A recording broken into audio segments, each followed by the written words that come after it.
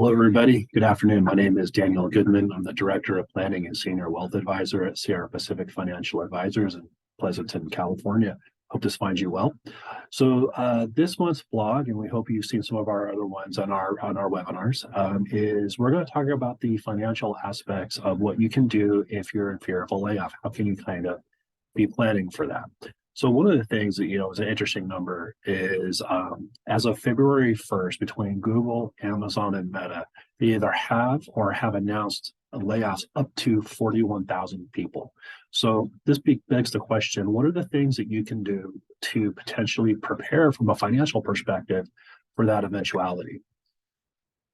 So one of the first things to do is to review your emergency fund. So typically a two-income stream household should have about 3 to 4 months of cash on hand. And if you're a single income household, about 6 to 7. So you're going to want to work on increasing your emergency fund to those amounts. If you already have that much, maybe consider adding an extra month or two as far as a little bit of buffer goes. A corollary to this whole thing is to look at your expenses and start paring back on spending.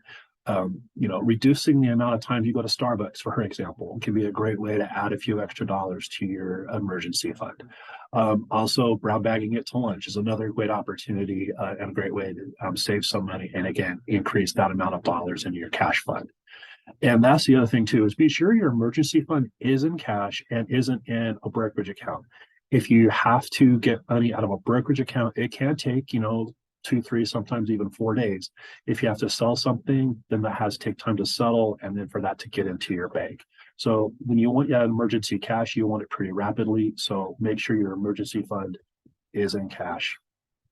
The next thing to consider is that if you're one of those employers that has stock options, you might want to consider if anything that has been vested but unexercised, consider exercising those options now. And again, you have to balance tax implications with trying to fund your emergency account. So you want to look at those things together. Also, find out how long when you separate from service do you have to exercise those options. Usually you have about 90 days from the separation of employment to the time when you need to exercise your options or you will lose them. You might also consider the time to take some chips off the table. So revisit your risk tolerance.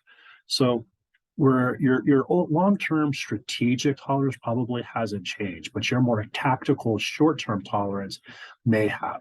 So this is a time to get a little bit more defensive in your portfolio and reduce the amount of risk you're taking. So specifically, you want to review your non-retirement accounts. So these are the accounts you might have to dip into. So reducing your risk to preserve that capital, that principal, is a really good idea. And remember, you can always get more aggressive later on when your employment or your financial picture has become more secure. Okay, so you've been laid off. Now what can you do again from a financial perspective? So first thing you might look at is a 401k rollover. So IRA will give you a broader universe of investment options. And it also helps to keep your financial life simple. Having your account types consolidated together, rather spread out all over the place, makes them much easier to manage. And then also, depending on the fee structure in your plan, having it in an IRA with an ETF basket of portfolio may be actually cheaper from a fee perspective. Additionally, review your insurance coverages, specifically your life, health, and disability. Are you available for COBRA? How much will it cost to get this kind of thing on your own? Typically, term life insurance is very easy to get and very inexpensive. Disability income insurance, sometimes a little bit more expensive, but still fairly easy to get. And of course, health insurance, look for your state's insurance commission. Here in California is Covered California is our health insurance exchange. You can get that information by going to coveredca.com.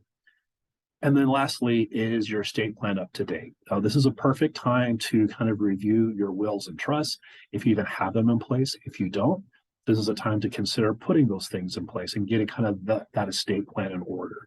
Also, make sure your medical and financial directives are up to date and also in place. So we hope you found this useful today. And just remember, getting laid off is never a good thing. Just take a breath, be persistent, and wait for that next window to open. Thank you very much. We'll have a great afternoon and look forward to our webinar coming up next month in March and future video blogs in the months after that. Have a great afternoon, everybody. Take care.